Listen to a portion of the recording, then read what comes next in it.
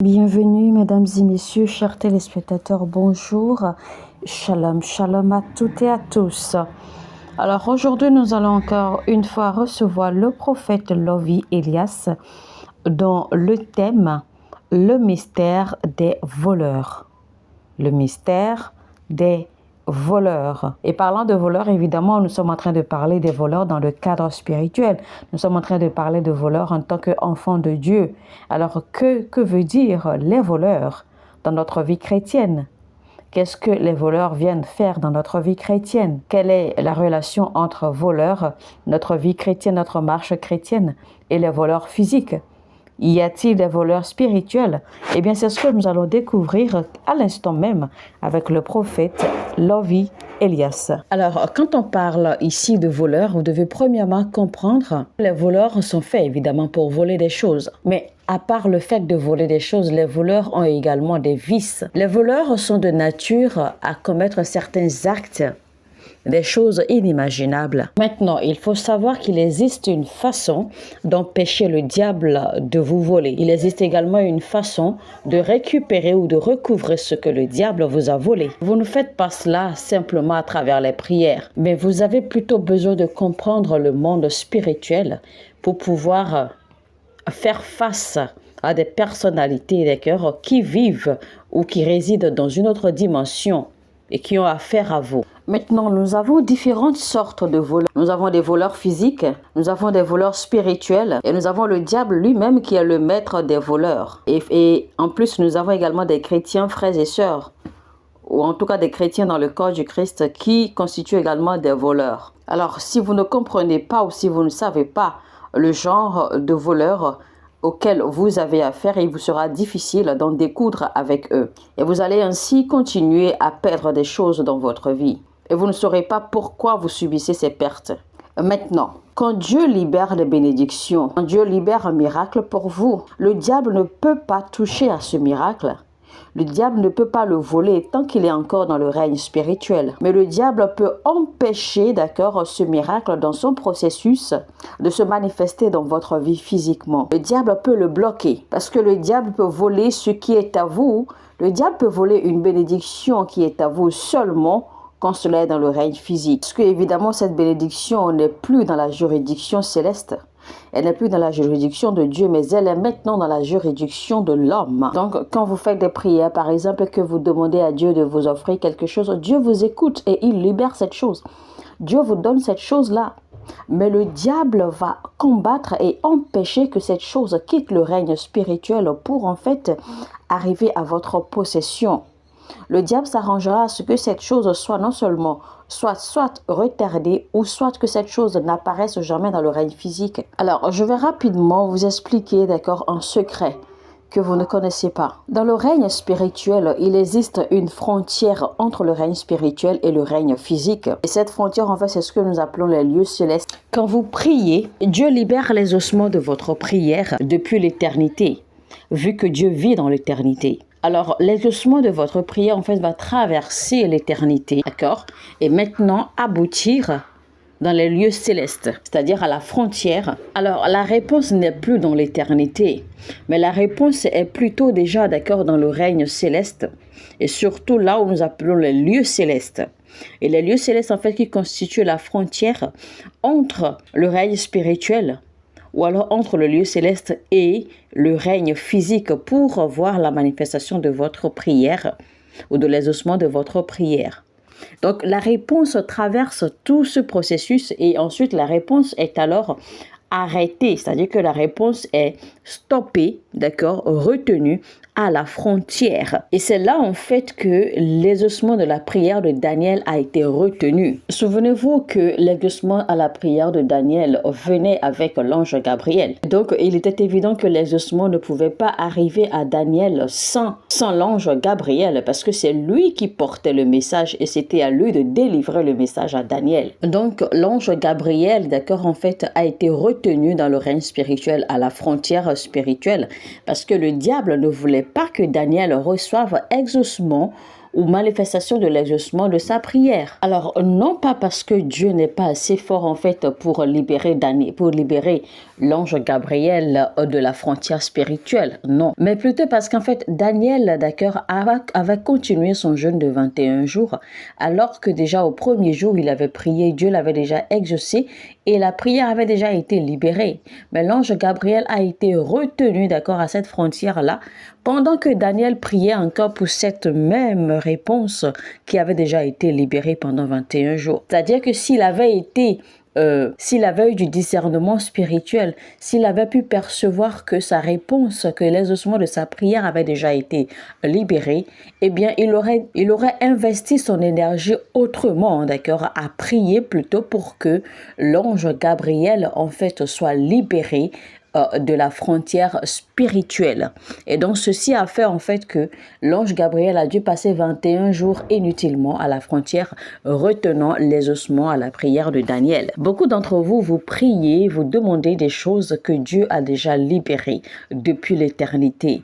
Mais parce que vous ne savez pas, vous pensez que le problème en fait se trouve encore au niveau des autels, au niveau des fondements, au niveau des esprits et des démons et des personnalités, d'accord, qui sont dans ce règne, dans ce même règne avec nous, mais non.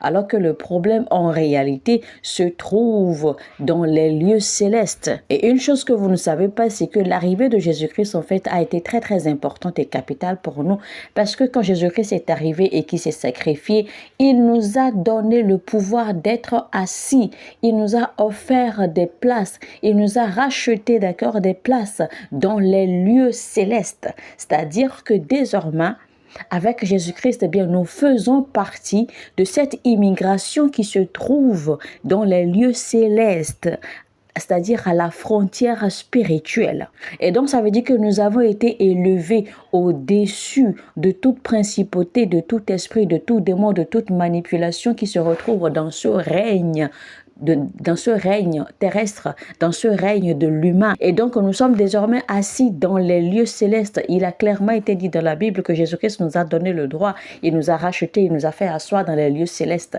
Ça veut dire que nous faisons partie désormais, d'accord, de cette juridiction-là, qui se trouve à la frontière céleste, dans les lieux célestes. Et donc, nous avons le pouvoir de déterminer ce qui entre dans le règne physique et ce qui sort du règne physique. Vous savez, de la même façon que sur la terre, eh bien, nous avons des frontières et nous avons des agents de l'immigration, d'accord, qui sont positionnés, qui sont postés sur les frontières. Quand vous voulez traverser un pays pour entrer dans un autre pays, eh bien, vous savez bien qu'il y a des frontières qui sont postées, qui sont faites.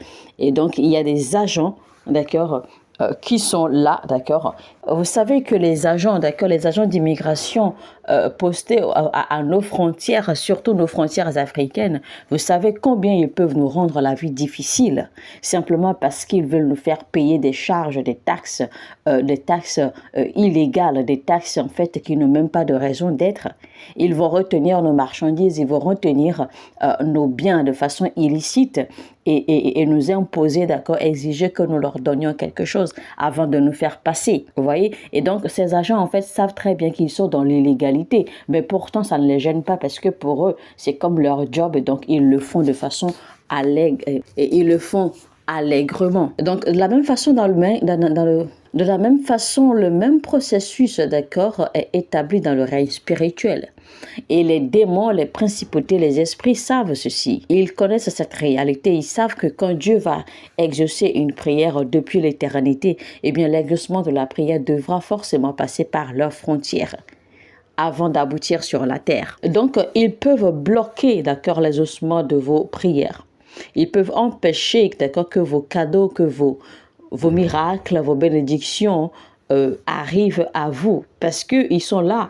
Et c'est un peu comme leur devoir, même si c'est illégal, eh bien, ça fait partie d'eux, c'est leur job, ils le font, même sans être commandés, ils n'ont pas besoin d'être commandés, ils n'ont pas besoin d'être payés pour cela, ils sont là, c'est leur nature. Donc, ils peuvent retenir vos réponses, ils peuvent retenir vos miracles, vos manifestations, à moins que vous ayez le pouvoir nécessaire ou la puissance nécessaire ou l'autorité nécessaire pour en fait monter dans les lieux célestes et réclamer la libération de vos manifestations ou encore que quelqu'un ait suffisamment l'autorité qu'il faut pour les affronter dans les lieux célestes et les faire plier. Alors, les manifestations de vos bénédictions, d'accord, tardent parce qu'il y a des voleurs postés un peu partout autour de vous. Il faut aussi comprendre ici, d'accord, au passage, que les démons, les esprits travaillent en équipe. Ils travaillent en club. Alors, nous allons essayer de découvrir comment on découvre avec les voleurs de ce règne avant d'entrer, d'accord, proprement dit, sur la question des voleurs spirituels. Mais avant tout, il faut savoir ceci. Quand Dieu libère la bénédiction sur quelqu'un, eh bien, on ne peut pas l'appeler bénédiction ou alors ce n'est pas une bénédiction tant que cette chose dont Dieu vous a béni, d'accord, ne s'étend pas sur d'autres personnes. C'est-à-dire que toute chose que Dieu vous donne, si vous n'en avez pas en débordement afin que cela puisse profiter à d'autres, eh bien ce n'est pas une bénédiction. Parce que la raison pour laquelle c'est appelé une bénédiction dans sa nature, c'est que la bénédiction de Dieu est suffisante pour vous et doit s'étendre et profiter à d'autres personnes autour de vous. La bénédiction de Dieu affecte plus d'une vie. La bénédiction de Dieu sur votre vie doit affecter positivement, doit impacter d'autres vies autour de vous. Sinon, ce n'est pas une bénédiction. C'est plutôt ce que nous appelons la provision. Parce que si ce que Dieu vous donne chaque jour ou chaque mois, en tout cas si ce dont Dieu vous bénit régulièrement ne suffit qu'à vous et qu'à vous seul, eh bien là ce n'est que de la provision, ce n'est pas de la bénédiction. Parce que cela est juste suffisant pour vous et pour vous seuls. Cela deviendra une bénédiction quand vous en aurez en abondance au point d'impacter, de toucher, de bénir d'autres vies. Là, ce serait devenu une bénédiction et vous serez alors une bénédiction pour d'autres. C'est pour cela que le Seigneur Jésus a dit que vous serez une bénédiction pour les nations. La bénédiction, en fait, a le but, d'accord, de vous toucher vous et de toucher d'autres vies. Donc, ce qu'on appelle bénédiction, ce n'est pas juste pour vous. Il y a des chrétiens voleurs. Et ce qu'on appelle, en fait, ces chrétiens voleurs, parce qu'ils font partie de votre vie, eh bien, dès que la bénédiction jaillit, ils n'ont pas droit à cela. Mais ils en prennent déjà une part avant même que cela puisse s'étendre sur d'autres personnes à l'extérieur. Dieu dit à Abraham que la terre sera remplie de sa semence. Alors, avant qu'Abraham ne quitte, d'accord, ne se lance dans le voyage de son destin avec Dieu, eh bien, il a pris Lot avec lui dans son voyage, ce qui ne devrait pas normalement. Donc, chaque fois que Dieu devait bénir Abraham de quelque chose, eh bien, il devrait alors diviser cela en deux parce qu'il y avait Lot qui était avec lui.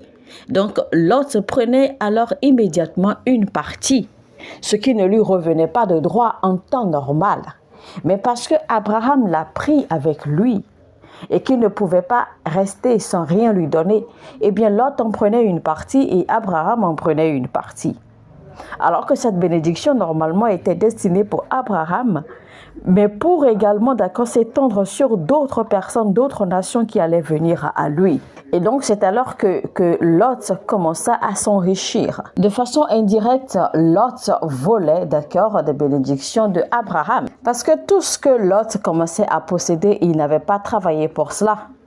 Il n'avait rien fait pour mériter cela. Et vous allez constater que durant tout le temps où Lot était avec Abraham, eh bien Dieu ne disait plus rien à Abraham jusqu'à ce que les deux se soient séparés.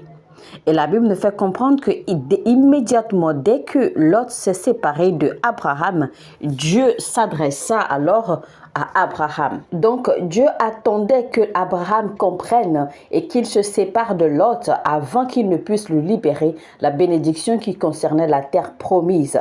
C'est pour cela que immédiatement, dès que les deux se sont séparés, Dieu alors se révéla à Abraham et lui demanda de regarder au plus loin et que tout ce que ses yeux verront, toute la terre, jusqu'où ses yeux pourront voir, eh bien, ils lui donneront comme possession. Donc imaginez un peu si la terre promise que Dieu avait planifié de donner à Abraham, que Abraham s'accrochait toujours à Lot, eh bien Dieu aurait été obligé d'accord de séparer ou de diviser cette bénédiction, cette promesse, cette terre promise en deux parties, afin que Lot puisse en avoir une et que Abraham puisse en avoir une. Mais ce n'était pas l'intention de Dieu, parce que la bénédiction que Dieu avait prévue pour Abraham était pour un but précis. C'était pour l'humanité et non pour que Lot en fasse partie. Donc, ce que nous appelons les voleurs chrétiens, eh bien, ne vous volent pas de façon intentionnelle. Non, mais spirituellement, ils vous volent. Parce qu'en fait, ces gens-là, parce qu'ils sont connectés à vous, eh bien, ils sont bénis. Ils sont bénis par l'alliance de l'association. Ils sont bénis parce qu'ils sont connectés à vous. Alors que même si l'intention de Dieu n'était pas de les bénir, mais le fait qu'ils soient connectés à vous, eh bien, ils reçoivent de votre bénédiction. Et ce qui ne devrait pas être le cas, parce que votre bénédiction est pour vous et pour un but, pour accomplir un but pour l'humanité. Si Dieu voulait que ces gens-là fassent partie de votre vie, eh bien Dieu l'aurait fait autrement. Certaines personnes qui écoutent ce message présentement, je sais qu'il y a des gens dans votre vie qui volent de vous et vous ne le savez même pas. Ce n'est pas dire que ces gens-là le font intentionnellement, mais le simple fait que ces gens-là soient connectés à vous, eh bien ces gens-là en fait tirent de vos bénédictions à vous. Il y en a même qui vont remarquer que parfois vous êtes connecté à quelqu'un et soudainement cette personne commence à prospérer mieux que vous ou même plus que vous. Et vous vous posez la question, vous ne savez pas que cette personne en fait prend ou puise de vos bénédictions par connexion. Vous voyez un peu l'histoire de Jacob. Quand Jacob a fui, d'accord, sa terre natale et s'est retrouvé sur une terre étrangère. Et donc, sur cette terre étrangère, Jacob a eu la visitation de l'Éternel. C'est alors que Jacob a commencé à prospérer. Mais dans la maison de son beau-père, et à cause de sa présence également, eh bien, son beau-père prospérait grandement. Et vous savez que son beau-père, en fait, a réalisé, a compris que c'était à cause de la présence de Jacob, d'accord, autour de lui qu'il prospérait autant. C'est alors que son beau-père a décidé d'utiliser la ruse pour le maintenir, d'accord, dans ses jurons, parce qu'il voulait profiter de sa bénédiction au maximum. Donc, en réalité, c'était la bénédiction de Jacob, en fait, qui profitait à son beau-père. Donc, toute la prospérité que son beau-père a eue, en réalité, n'était pas pour lui, mais c'était plutôt pour Jacob. Mais parce que Jacob était là présent et qu'il l'avait surtout, d'accord, maintenu, d'accord, comme captif, eh bien, lui, il prospérait. Donc, il volait, d'accord, il puisait de la bénédiction, de la prospérité de Jacob pour prospérer. Alors, voyez un peu le tableau. Si Jacob était demeuré avec son beau-père, serait-il devenu aujourd'hui notre patriarche, le père de la nation, le père de l'humanité? Mais non, pas du tout. Donc, Jacob étant présent avec son beau-père tirait quelque chose de lui. Son beau-père le suçait, son beau-père puisait de lui. Certains d'entre vous qui écoutez ce message, vous n'arrivez pas à atterrir ou aboutir à votre destination de vie à cause des gens qui sont autour de vous.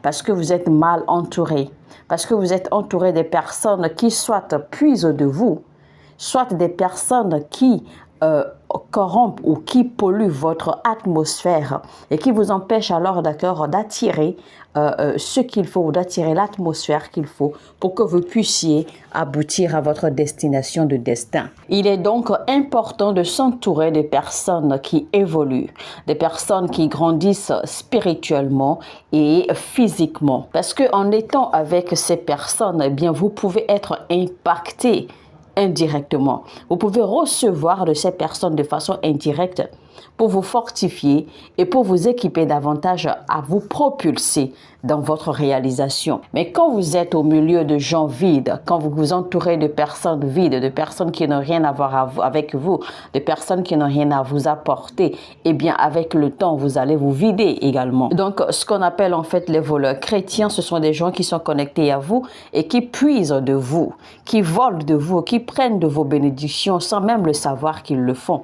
Et vous-même aussi, vous ignorez que ces gens volent de vos bénédictions. Alors, deuxièmement, nous avons des voleurs matériels, c'est-à-dire des voleurs dans notre règne humain, des voleurs dans notre communauté de vie, dans notre communauté sociale. Et ces voleurs, en fait, humains ou ces voleurs matériels, si je les appelle ainsi. En fait, ce sont les factures, ce sont les besoins, ce sont des situations qui surgissent du jour au lendemain. Ce sont des problèmes inattendus, des maladies, etc. Les factures volent de vous, les maladies volent de vous, les problèmes inattendus, les situations imprévues volent de vous. Ces situations imprévues, ces problèmes, ces factures ou en tout cas toutes ces situations inattendues, toutes ces situations impromptues qui viennent, qui surgissent de nulle part dans votre vie, peut-être chaque fois que vous avez de l'argent, chaque fois que vous avez des ressources, etc. Ces situations en fait surgissent pour vous distraire afin que vous ne sachiez pas réellement où cacher vos trésors. Vous savez qu'il est normal que nous avons des factures. Il y a des factures normales qui viennent, que nous devons régler.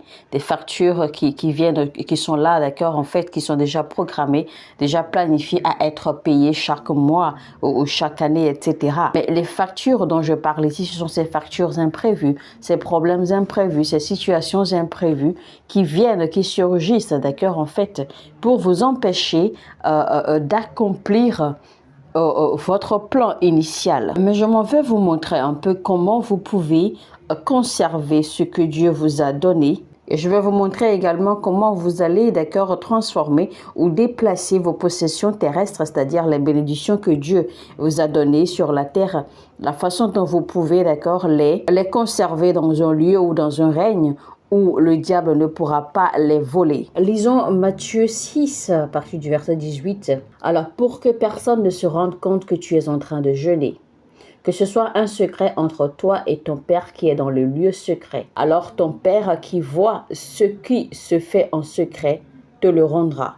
Ne vous amassez pas des richesses sur la terre où elles sont à la merci de la rouille, des mythes qui rongent ou des cambrioleurs qui percent les murs pour voler. Ça veut dire clairement qu'il y a des cambrioleurs, qu'il y a des voleurs, d'accord, qui amassent, d'accord, qui viennent voler vos trésors, et surtout de ceux-là qui amassent leurs trésors sur la terre et qui les conservent sur la terre. Alors qu'il faut se rappeler que le diable est le maître de ce monde. Cela veut clairement dire qu'il n'existe pas d'endroit sûr où vous pouvez cacher vos bénédictions, vos trésors sur la terre. Tant que vos trésors sont sur la terre, le diable a accès. Alors la Bible parle ici, d'accord, de la rouille et des mythes qui rongent.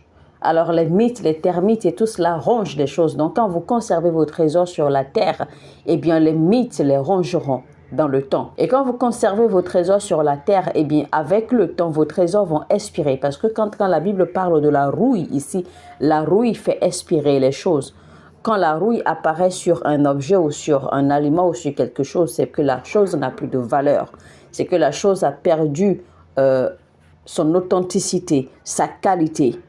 Et la Bible parle également maintenant des cambrioleurs, c'est-à-dire des voleurs qui percent les murs pour voler. Quand vous cachez vos trésors sur la terre, il y a deux esprits qui sont libérés pour les détruire. Il y a les voleurs, c'est-à-dire les cambrioleurs pour les voler, ou alors les mythes pour les ranger. Et ensuite, il y a l'esprit de la rouille, c'est-à-dire qui va expirer, qui va faire que vos choses vont perdre de la valeur dans le temps. Certains d'entre vous, vous avez des projets que vous avez tellement espéré que ces projets réussissent, que ces projets puissent en fait évoluer. Mais ces projets n'évoluent pas, ces projets ne réussissent pas.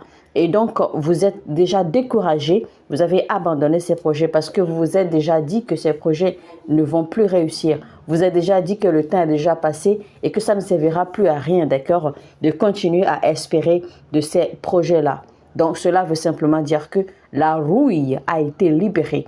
L'esprit de la rouille a été libéré contre votre projet. Et c'est pour cela que votre projet a expiré, a perdu de valeur, a perdu d'authenticité et a perdu son importance dans le temps. Et donc, clairement, cette opportunité ou cette bénédiction que Dieu vous avait donnée, eh bien, a perdu sa valeur dans le temps. Ce n'est plus utile. Mais alors, il dit au verset suivant, « Amassez-vous plutôt des trésors dans le ciel, où il n'y a ni rouille, ni mythe qui ronge, ni cambrioleur qui perce les murs pour voler. » Imaginez un peu que vous avez affaire à la rouille, aux mythes qui rongent, aux cambrioleurs, aux voleurs. Mais le seul endroit où les mythes, la rouille, les cambrioleurs et voleurs ne pourront pas approcher vos trésors, eh bien, c'est dans le règne céleste, c'est dans le règne divin. Alors, la question ici, c'est comment transférer mes bénédictions matérielles dans le règne céleste ou dans le règne divin. C'est le système que Job a utilisé et c'est pour cela que Job, d'accord, a été béni doublement. Comme la Bible a dit, que Job a reçu doublement, c'est-à-dire les bénédictions qu'il avait déjà, il en a reçu double de ce qu'il possédait déjà ou de ce qu'il a possédé auparavant. C'est ce que la Bible dit. Vous savez, le système de l'assurance, la façon dont le système de l'assurance fonctionne sur la terre, c'est un peu ainsi. Quand vous assurez en fait vos biens, quand vous assurez vos propriétés, en réalité, l'assurance donne une valeur, l'assurance donne une plus-value à vos biens, à vos propriétés. L'assurance surestime vos propriétés, de sorte à ce que quand vous en aurez besoin, au moment des besoins, eh bien, vous puissiez, d'accord, récupérer une plus-value, d'accord, sur vos propriétés ou sur vos biens assurés. Donc, le rôle de l'assurance, en réalité, c'est que l'assurance vous garantit une plus-value, d'accord, de vos propriétés ou de vos biens au cas où quelque chose vous arrive. Donc, vous ne pouvez pas empêcher le diable de vous voler simplement par les prières. Ça ne suffit pas. Le problème ici, ou la question ici, c'est de savoir: où avez-vous conservé vos trésors? Où avez-vous gardé vos trésors? Rappelez-vous que la Bible n'a jamais dit que Job avait travaillé après qu'il ait perdu tout ce qu'il avait perdu. La Bible n'a jamais dit cela. La Bible nous a simplement annoncé que Job avait reçu le double de tout ce qu'il avait possédé avant. Même jusqu'aux enfants, il en avait reçu le double, comme la Bible l'a dit. Il avait donc plus de bétail, il avait plus de maisons, il avait plus de propriétés, il avait plus d'argent, il avait plus de tout ce qu'il avait possédé auparavant. Quel était alors le formulaire que Job a utilisé pour avoir tous ces biens qu'il avait perdus restaurés et doublement? C'est simplement parce que l'assurance que Job avait, c'était que ses biens, ses propriétés n'étaient pas conservées dans le règne ou sur le règne. Ses propriétés et ses biens n'étaient pas conservés sur la terre. La raison pour laquelle vous faites encore des combats spirituels intenses, c'est parce que vos trésors sont dans le règne terrestre.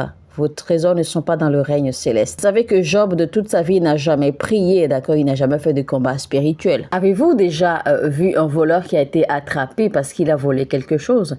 Et que ce voleur, d'accord, en fait, demande à rembourser ce qu'il avait volé. Et en plus, même à rembourser plus que ce qu'il avait volé?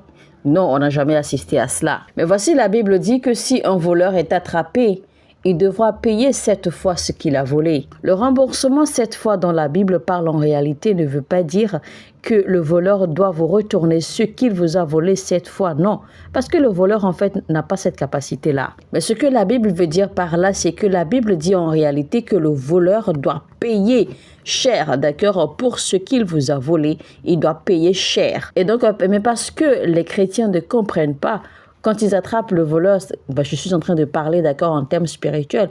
Quand le chrétien attrape le voleur, eh bien, le chrétien se met à crier feu, feu, feu. Le chrétien se met à prier et à lancer le feu et à lancer des jurons et des malédictions contre le voleur. Mais malheureusement, ils n'ont aucune assurance, aucune garantie pour que le ciel remplace ce qui leur a été volé. Notre Seigneur Jésus-Christ a pu multiplier les pains parce que sa garantie ou son assurance pour la multiplication des pains ne se trouvait pas dans le règne terrestre. Vous vous souvenez quand Jésus a été demandé, d'accord, de payer l'impôt, il a envoyé son disciple, il a dit: va attraper le poisson dans l'eau, dans la mer, et ouvre la bouche du poisson, tu verras une pièce là-dedans, prends cette pièce. Va payer mon impôt et paye ton impôt. Vous voyez que Jésus-Christ n'avait même pas utilisé son propre argent. Et c'est la raison pour laquelle beaucoup d'entre vous, vous perdez des choses et vous n'avez pas l'habilité de les récupérer. Vous perdez des choses et vous ne pouvez pas les retrouver. Vous ne pouvez pas les récupérer. Vous entendrez les gens dire: j'avais l'habitude d'être comme ceci, j'avais l'habitude de faire ceci, j'avais de l'argent. Quand j'étais encore comme cela, quand j'étais encore à telle position, quand j'avais encore de l'argent, quand j'avais encore ceci et cela. Donc, vous entendez souvent les gens vous dire tout cela. Mais la question est celle-ci. Comment se fait-il alors que vous n'êtes plus à cette position, c'est-à-dire que vous n'avez pas pu revenir à cette position encore aujourd'hui, si tant est que Dieu est vivant et que Dieu est si fidèle? Eh bien, c'est simplement votre faute. C'est parce que vous n'avez pas su conserver vos propriétés, vos biens, vos bénédictions à l'endroit où il fallait. Donc, vous vivez seulement sans assurance et sans garantie. Vous vivez, vous dépensez vos propriétés, vos biens, vos bénédictions, etc. Oubliant que le diable est le maître de ce monde. Jésus dit clairement, ne conservez pas vos trésors sur la terre, parce que vos trésors seront volés, ils seront éparpillés. Vos trésors seront rouillés, vos trésors perdront de la valeur. C'est pour cela que la Bible parle de la restauration des années perdues. Il est écrit que Dieu restaure les années perdues, les années qui ont été bouffées par les criquets, par les sauterelles. Donc certains d'entre vous, le diable vous vole le temps. Le diable vole de vos années. Mais alors, comment sécuriser efficacement mes trésors, mes biens, mes bénédictions, afin de pouvoir les recouvrer au moment du besoin? Je vous révèle rapidement un secret. La foi est utilisée pour acquérir quelque chose. Vous ne pouvez pas utiliser la foi pour conserver cette chose acquise. Je répète, la foi est seulement utilisée pour acquérir quelque chose. La foi est comme une monnaie. Mais une fois que cette chose est acquise, vous n'allez pas utiliser la foi pour la conserver. C'est pour cela que la Bible dit que Jésus-Christ est l'auteur et l'acheveur ou le finisseur de notre foi. Vous avez prié, vous avez obtenu des enfants, vous avez eu des enfants, vous avez conçu et vous avez accouché par la foi. Mais alors maintenant que vos enfants grandissent et vos enfants ne vous écoutent pas, ou vous ne savez pas comment éduquer vos enfants, vous n'allez pas utiliser la foi, d'accord, en fait, pour éduquer vos enfants. Vous n'allez pas utiliser la foi pour préserver vos enfants. Vous n'allez pas utiliser la foi pour conserver cet enfant que Dieu vous a donné. Vous savez, c'est la raison pour laquelle, en fait, beaucoup de personnes reçoivent des miracles, mais les perdent bien après et très vite. Vous verrez quelqu'un qui a reçu une guérison instantanée, mais quelque temps après, vous constatez que la maladie est revenue. Que s'est-il passé alors? Cette personne a bien évidemment appliqué ou mis sa foi en application. Elle a reçu la guérison. Jésus a guéri cette personne. Mais que s'est-il passé? Où est passée cette guérison? Pourquoi cette personne est-elle revenue encore dans son état normal, dans son état précédent? C'est parce que malheureusement, les gens pensent généralement que ce qu'ils ont obtenu par la foi, eh bien, pourrait être conservé ou gardé, d'accord? Ou alors tout ce qu'ils ont reçu par la foi va demeurer de façon permanente également par la foi. Ça ne marche pas ainsi. Jésus-Christ n'a pas conservé ce que Dieu lui a donné, ce que Dieu son Père lui a donné par la foi. Il a dû faire des actions, il a posé des actes, il a fait des choses qui lui ont permis de conserver ses trésors. Moïse n'a pas simplement gardé ou conservé le don ou les talents ou les habiletés que Dieu lui a données par la foi. Il y a eu des choses que Moïse a dû faire pour pouvoir conserver ces choses que Dieu lui a données. Alors, les gens de l'Église aujourd'hui, malheureusement, sont tellement occupés à crier « Reçois la bénédiction, tu seras béni aujourd'hui, tu seras béni demain, reçois ceci, reçois cela ». Et les gens reçoivent les bénédictions. On continue encore à crier. Aujourd'hui, on dit la même chose. Demain, on dit la même chose. Après-demain, on dit la même chose. Mais ces bénédictions, les gens les reçoivent. Mais ces bénédictions expirent dans le temps. Ces bénédictions disparaissent dans le temps. Et ils sont obligés encore de demander encore et encore. Alors qu'en temps normal, une bénédiction, une percée que vous avez reçue, une porte qui a été ouverte, doit permettre à ce que d'autres portes s'ouvrent. C'est-à-dire qu'une bénédiction que vous avez reçue, en fait, devient une base, un pilier pour, en fait, croître. C'est parce que c'est cette bénédiction, en fait, qui va croître, qui va évoluer, qui va grandir dans le temps, qui va grossir, qui va s'élargir, qui va s'étendre. Ce n'est pas que vous allez recevoir une bénédiction aujourd'hui et demain vous recevez une autre. Après vous recevez une autre et après vous recevez une autre. Non, parce que si c'est comme ça n'a pas de sens. La bénédiction que vous recevez aujourd'hui, la porte qui s'ouvre aujourd'hui doit être en mesure de générer l'ouverture d'autres portes. La bénédiction que vous recevez aujourd'hui doit être en mesure de générer d'autres bénédictions. Et c'est comme ça que la bénédiction que vous avez reçue va aller en croissant. Imaginez par exemple que vous mettez en terre une semence, une graine. Eh bien, cette graine va germer, elle va devenir une plante, elle va devenir un petit arbre et cet arbre va commencer à grandir. Donc, une seule graine que vous avez mise en terre, a la capacité de se reproduire encore et encore et encore et encore à des milliers de fois. Parce que c'est cette seule graine-là, d'accord, qui va produire des milliers de fruits sur un arbre. Et cela va continuer ainsi, saison après saison, saison après saison. Une seule graine qui a été mise en terre. Donc, le processus de croissance ne s'arrête pas, ne s'arrête jamais en fait. C'est le même procédé, d'accord, normalement quand vous recevez une bénédiction. C'est pour cela que la Bible parle de gloire en gloire. C'est pour cela que la Bible dit que le juste va de gloire en gloire. Cela ne veut pas dire en réalité que Dieu crée de nouvelles choses, non. Quand Dieu crée une chose dans votre vie aujourd'hui, il ne va pas créer encore de nouvelles demain. En réalité, ce n'est pas cela parce que sur la base de ce qu'il vous a donné aujourd'hui, eh bien d'autres viendront se greffer. Parce que quand la Bible dit de gloire en gloire, c'est cette même bénédiction, c'est cette chose-là, d'accord, en fait, qui va grandir, qui va changer d'étape, qui va évoluer, qui va augmenter de grade, qui va augmenter de valeur, qui va évoluer en croissant, qui va grandir, qui va atteindre des étapes matures, qui va continuer à évoluer encore et encore et encore et encore. C'est cela même, aller de gloire en gloire. Ce que vous offrez à Dieu n'est jamais perdu. Mais ce que vous conservez dans votre secret, ce que vous cachez à Dieu, vous le perdrez sûrement. Mais quand vous offrez quelque chose à Dieu, cette chose n'est pas perdue parce que cette chose va être conservée en réalité pour vous revenir après au moment des besoins. Parce que toute chose que vous donnez à Dieu, toute chose que vous offrez à Dieu, eh bien va s'installer dans l'éternité puisque vous l'avez donné à Dieu. Et donc dans l'éternité, les voleurs ne peuvent pas y aller. La rouille ne peut pas les atteindre. Les mythes ne peuvent pas les atteindre. En fait, rien ne peut toucher ce qui est dans l'éternité. Mais si je choisis de garder cette chose avec moi sur la terre, n'oubliez pas que sur la terre, nous vivons dans le temps. Donc, le temps est capable de vous voler. Le temps est capable de corrompre votre trésor. Le temps est capable de souiller votre trésor. Donc, sur la terre et avec vous sur la terre, nous avons les voleurs. Nous avons la souillure, nous avons la rouille, nous avons les mythes. Donc, toute chose que je choisis de garder, de conserver moi-même ou de conserver sur la terre n'est pas du tout en sécurité. Mais plutôt quand je choisis, d'accord, de le donner à Dieu, de l'envoyer vers Dieu, eh bien cela reste dans l'éternité avec Dieu et rien ne pourra l'approcher pour la destruction ou encore même pour le corrompre.